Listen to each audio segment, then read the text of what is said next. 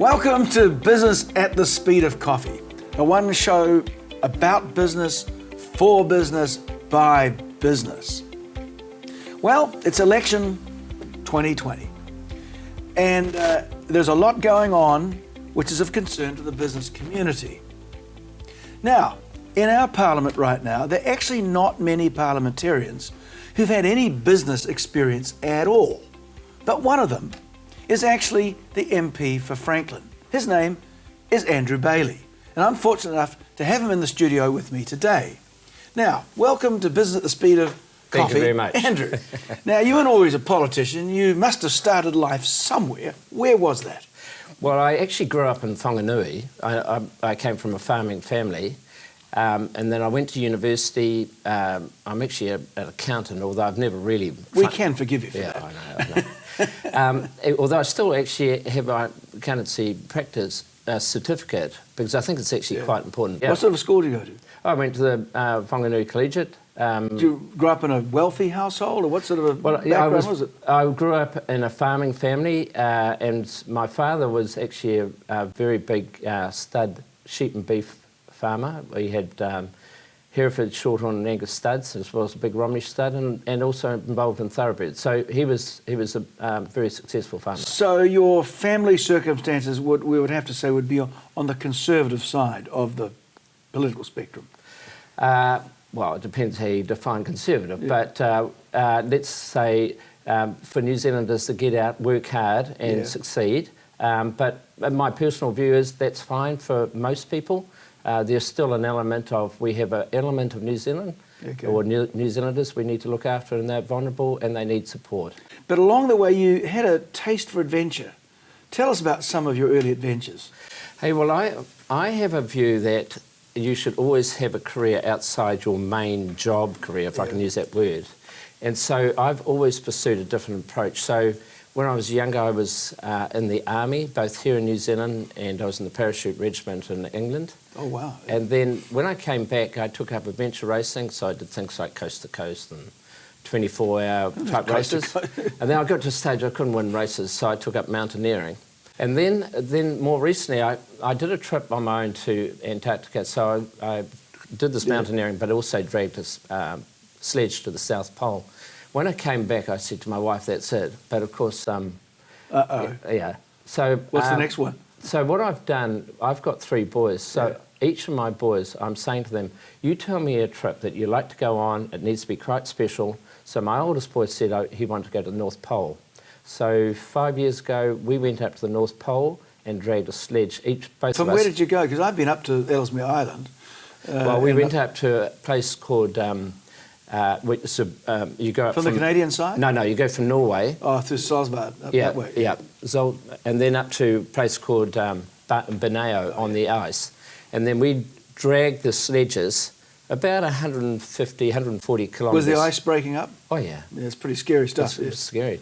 And so he and I did that. Last year, my middle son and I reenacted the routes that Lawrence of Arabia did during the First World War when he worked with the Arab forces in Jordan. Yeah. And no one has actually got on a camel and followed his routes. You did that? And we did 500 kilometres on camels, and we'd mapped it all out and knew where all the battle sites, and we actually were trying to validate some of his claims. And he was an amazing guy, but he was a gross exaggerator about how far he could ride a camel and things like that. Yeah. And we wrote up those findings, and they've now been published in London. Wow. So I've only got one more son. Oh, so you got that one, a plan for that one? Yeah, and it's their choice. It's got to be their choice. I normally take them when they're about 20, 21. Yeah. Well, Andrew, I mean, that sense of adventure is quite important when you get into politics. But before we get to politics, which we will do, you then, after fitting all these adventures, you've been through the merchant banking thing, and then you're in business with your brother, if I recall. Yeah. So I think I've owned 14 businesses. And I think at one stage we employed about 160 people across the group we had. So we've had a whole range of different businesses, from farming, property development. We had our own merchant bank with offices in New Zealand and Australia, and now more recently Singapore. And so I did that for 25 years. And then the opportunity came up for the seat, and that's when I put my name forward 6 years ago. Well, some of us thought it was a rush of blood to the head, because I know there's a good business. I know you and your brother have done some terrific infrastructure work and so on. But of course, where I sit, it's actually a fantastic background, and not enough business people actually do go into politics. And it would have been a profound change of things for you. What did you find when you first got to Parliament? Well, what was the reaction for you personally?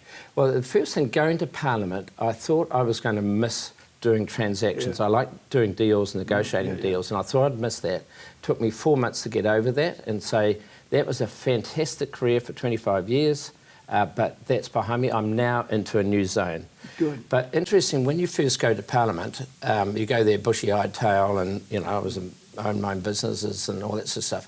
For the first 3 years, the reality is people are not really that interested in you. They want to see how you work in your electorate. Are you a hard-working MP? How do you work in the select committee? Do you actually read the papers? And every day you'd have to read or every meeting, probably an inch of paper you have to read for that meeting. And also just how do you conduct yourself? And so it takes a while. You've got to swallow your pride and just get on and do the job. And that's what people respect. And then after a while, people suddenly start saying, well, actually, you're asking the Reserve Bank Governor quite interesting questions. You must know what you're talking about. Okay. And then from there, obviously, it's natural. But the other thing, Parliament is such a big place. It takes you 6 months to learn where to find offices for a start. And also, I think there's about 1,100 staff in Parliament. It's a big, mammoth place. And so a lot of tradition. And I think the other thing you've got to do is you need to be able to speak confidently in the House. And that takes a while. People always think they're good speakers. Well, you soon work out who the good speakers are. Debating. And of course, you can't speak with notes for 10 minutes. The people pull you up after a few months. And basically, you've got to be able to know your subject matter. And sometimes you just get asked to speak at very short notice.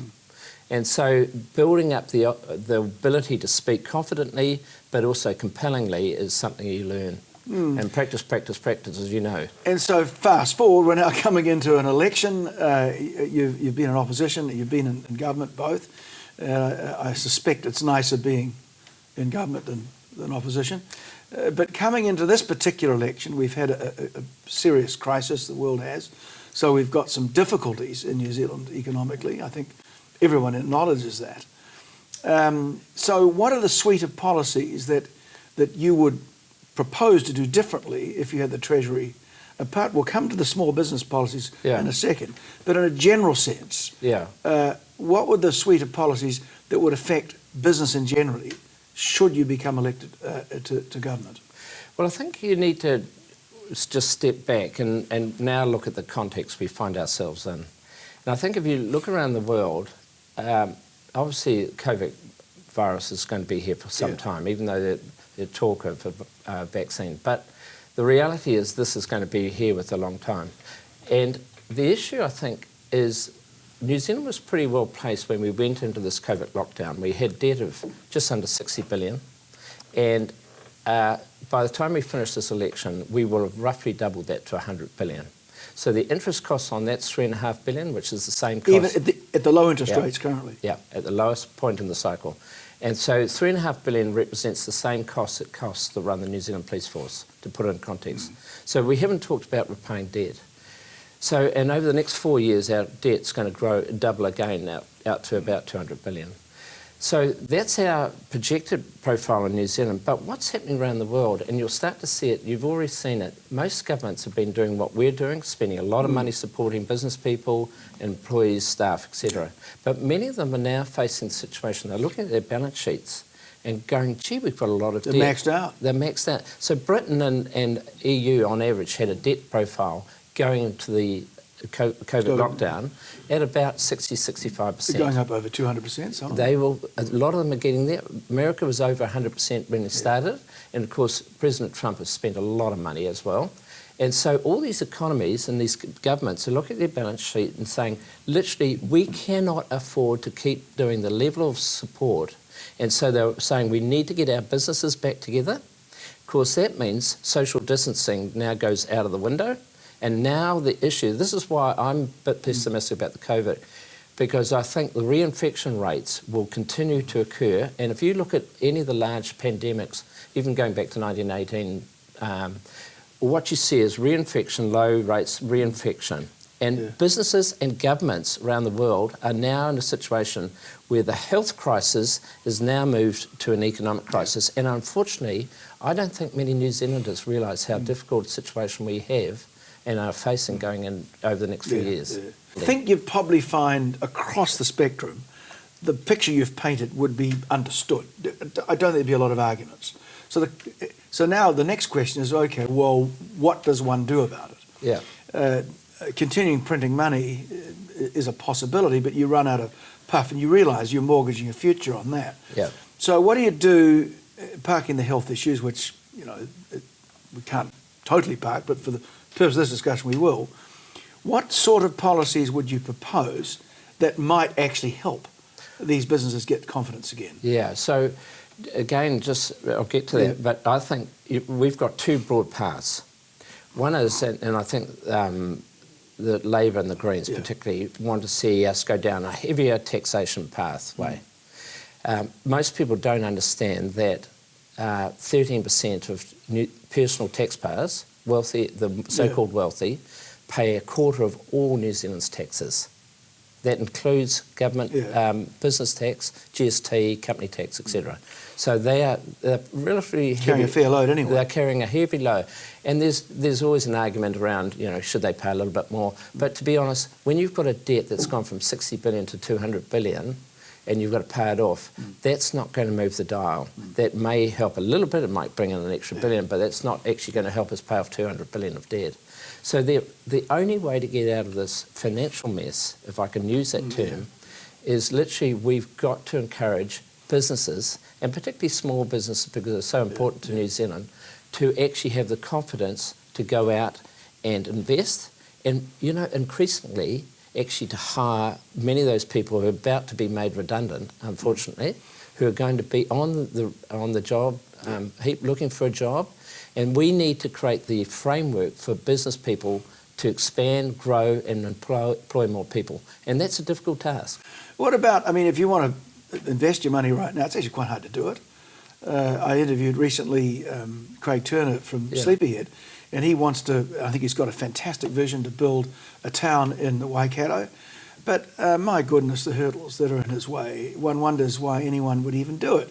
Have you got any plans to make life for people like him easier? That's only one example. There's dozens of people I've talked to who every time they contemplate a major development, people are denuded of any money they've got. It goes to the lawyers and the courts and the councils and so on. Yeah, so we've already announced that we're going to take the RMA and we're going to bring out a ceremonial axe and cut it in half. Okay. And Judith Collins... an Urban Planning Act and a... Yeah, and so we're not against... we think it's very important to still have environmental concern. I want to be very clear about that, but people often think, that's a way. Yeah. But because the RMA has been in place for 25 years, it's built up all this case law, and basically you can't fiddle with it because it's all been dealt with before the courts, and you've got to follow precedent. So Judith is keen, and she did it when she was the spokesperson. We're going to pull it apart and say, right, that is a Development Act, and these are the rules behind it, and these are the Environmental Act components, right? And we want to make sure that we actually facilitate development without undue resistance. And I know about Craig having problems in his area, but also have regard for the environmental. But we basically need to separate it. And Judith's got a lot of support for that, and of course the government now has come out and basically picked up on that idea as well. So that's about development, permitting development more readily, but at the same time obviously protecting the environment. I think the biggest issue for a lot of people who are going to be made redundant and have been is like your airline pilot, highly skilled, well paid, now out of a job, probably got $1 million or $1.5 million house, maybe still a big mortgage on it. If that person goes to WINS and asks for a benefit, they're going to be refused. And so we've now got a new vulnerable sector. In any recession or depression, what happens? Young people get thrown out of apprentices, and the first one, the youngest that comes out of the job, and the older go out, over 50s.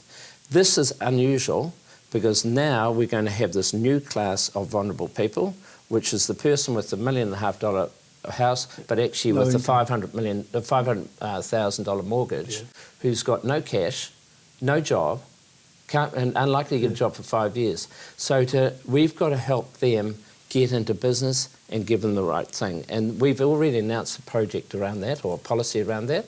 It's called Business Start, where we're going to allow those people, subject to having a signed-off business plan, to actually access up to $20,000 of their KiwiSaver. We're also going to give them a tax advantage for the first $10,000 of profit. They don't have to pay tax on it. And so we're trying to create the environment for these smaller business. Yeah, highly skilled people who might be sitting in Hanua Township in my electorate going, okay, I'm no longer an airline pilot. I'm now going to work from home. And actually, I've got pretty good skills, as you'd imagine, and we're actually facilitating those sort of people to become and actually create their own jobs, in effect. Because you can't rely on somebody else to do it for them. No. Yeah. But the other thing is, obviously, what we want to do is help small businesses grow. What about ungumming the works? Competition law, safety, I mean, there's a whole range of red tape stuff. Yeah. Money laundering, it goes, the list is very long. You must have been reading our policies, because we've announced in small business, we've announced 5 key initiatives. One of those is around reducing red tape, and all governments talk about it, right? So specifically, we will address the issue of the AML requirements. This is about anti-money laundering requirements. We've got to a situation, we need to meet international requirements, OECD requirements, but can we do it smarter? Can we use blockchain as a way of making sure the information's kept in a secure environment? Why do we have to repeatedly ask the same questions and supply the same information to a bank? Over and over again. Yeah, so we're going to certainly look at that. So that's the first one we're going to do. The second thing is we're going to review WorkSafe. We put WorkSafe in and created the new health and safety following the Pike River mine disaster. It's now been going 5 years, and we think it's timely to have a review. And I think our biggest... Are you going to put a bounty on orange cones? Yes, I know. I mean, really, New Zealand is the world leader in orange cones. Yeah, and I think... I mean, it's a symptom. It's a symptom. It's a symptom. So this is why we want to do a review. We think there's elements of what's happened with the Act and the way it's been interpreted and the way that people have advised companies has actually ended up with... We've gone slightly in places... The legal profession have been given no leadership. They've been allowed to run amok, and they've terrified a whole generation of senior directors. That's what's happened. They're terrified because they think they're all going to end up locked up if somebody cuts their finger. Well, I'm not that anti-lawyer solicitor, so you're obviously... But well, I just see it happening every day. I see... look, we get that. So what we're going to do, and one of the biggest issues we've got with WorkSafe, is that we want to make sure that they're working in a constructive manner with businesses. So when they first started, they had 2 teams. One is to go out and educate firms. The other one was the enforcement. We're now 5 years down the track. We've seen some certain issues that look like, you talk about the cones, right? Every time you have stream of cones and all that sort of stuff. Whether that's the right example or another, or what we want to do is make sure that WorkSafe is working the way we want it and intended it to. We don't think in some cases we think it's not. So if I was a businessman listening to what you just said, does that say to me under a national government, my life in dealing with the health and safety stuff may become somewhat more manageable?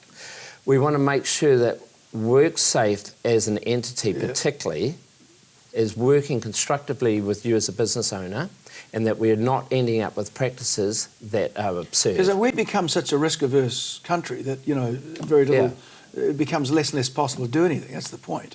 Yeah, across the whole spectrum of activities. And this is where it's a balancing thing, right? Yeah. And we've just got concerns about it, so that is a specific thing. What we're going to commission is we're going to get in a room, MB, IRD, WorkSafe, and a couple of other entities. And what we're going to do is say to them, look, you engage with small businesses, particularly. We want you to work out how you can reduce the red tape that you're imposing on them. Because often you have to give IRD information about stuff, and yet in at the end of the year, you'll have to fill out a form for MB about what you're doing in your business, right? You understand that New Zealand's an easy place. Anyone can register a company online in 10 minutes. Yeah. And governments say, hey, it's an easy place to do business. Well, that's not even the beginning. The fact is most businesses touch government at the local level. And unfortunately, the local governments have their own set of requirements. They've got 100 different acts of parliament to comply with. When you add that all up, and if you're a foreign company, it even gets more complicated. And you haven't mentioned the IO, which I believe needs serious attention. If you take up all these different agencies, which you touch at various stages depending on your business status, it becomes extremely complicated, very difficult to comply, and expensive. Yeah. And so this is why we're just focusing on 5 of these entities initially, because we think they are the ones that have the most touch points with small business, both at an operational level, but also at a directorship level. And so what we want to do is make sure we're not getting multiple crossover points, and we believe there are. And I've seen it. When I've been managing businesses, you're always filling out the same sort of information for one for another. We need to be much smarter about how we do that. That is all part of making it easier for businesses to get away from all the time that they spend. And there's surveys on how much time people are having to spend on sort of government-type information requests. We want to cut that back down.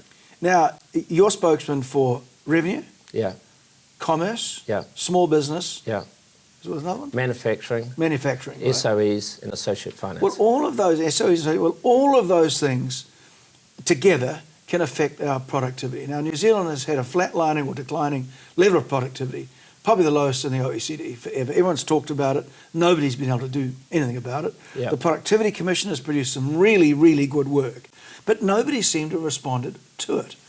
What were you going to do in those portfolios? That's the whole story. Yeah. So what are you going to do about productivity? Because, I mean, it's about capital intensity and so on. Yeah, so there's no single gain on productivity. I've been reading recently about Israel and how, all the productivity gains and what they've been doing. But I think you've got to look at productivity in a continuum of where can you intervene. Yeah. So one is around, we just talked about red tape. Yeah. One is around how do you encourage investment in better machinery. So one of the bigger policies we've announced is that we're going to allow businesses to invest up to $150,000 in a new piece of equipment and actually write that off in the first year. First year? Yeah. Expense up to $150,000. Well, you can buy a lot of automatic equipment for that. I know, and that is what we want to do is encourage small businesses and manufacturers to go and buy much more productive gear. So it's a directed productive. We don't want you going out and buying your Maserati. No, I get that. I mean, that is a very good initiative. Huge, and because when I go around small businesses and manufacturing companies, I see a lot of the equipment. And up to 150,000, actually, that's quite a substantial. Look, some of our factories are working museums because they just don't. They don't have the cash. No, the cash to buy. And they don't have the incentive. No. So you have to write out your cheque for your 250,000 print folding machine, but you've got to expense it or depreciate it over 8 years. What we're saying is you can expense that in the year. So it obviously reduces the tax burden. So therefore, a company's going to retain more cash in their business. So that's one productivity gain. That's another area. I think the other thing is, and it comes back to this capital issue, New Zealand businesses are often undercapitalised. So we've specifically announced a couple of policies to help in that regard. One is that we will want to encourage KiwiSave providers to invest in good New Zealand businesses, and by way of expansion capital. So we've got $50 billion held under the KiwiSaver account by all the providers. What we want to do is encourage them to put a small portion in alternative asset class, it's called, up to 5%. This sounds like a development bank kind of idea. Well, KiwiSaver providers can do it at the moment, and in fact 3 of them have already. So, example, Milford Asset Management, Booster are already doing it. The others, when you talk to them, and I have, will say, look, we have to have all our assets in a liquid form. That precludes us investing in an investment fund where we take a long-term investment in New Zealand businesses.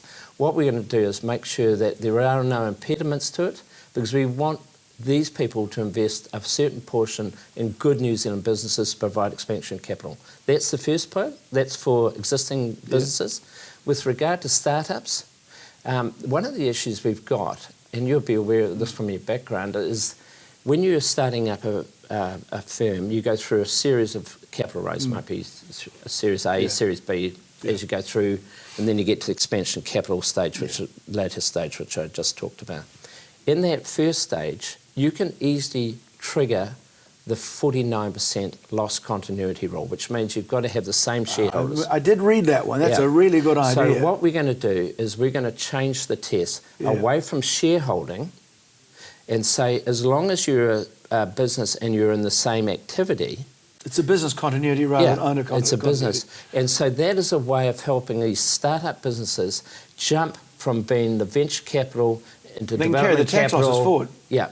And exactly. Well, that's actually that would actually make a big difference. Let's be clear here to our viewers what that means. It means that if you the shareholders do come and go, but the business stays, and the tax losses stay with the business, not with the shareholders. Exactly. That's a very, very good idea. Andrew, and often they get marooned. And then the other thing, so those are two under access to capital. The other thing we've announced in the small business package, which we say improving cash flow, we think that government should show a leadership position in terms of making sure we pay our suppliers quickly. There's a broad policy of paying government agencies paying out eventually.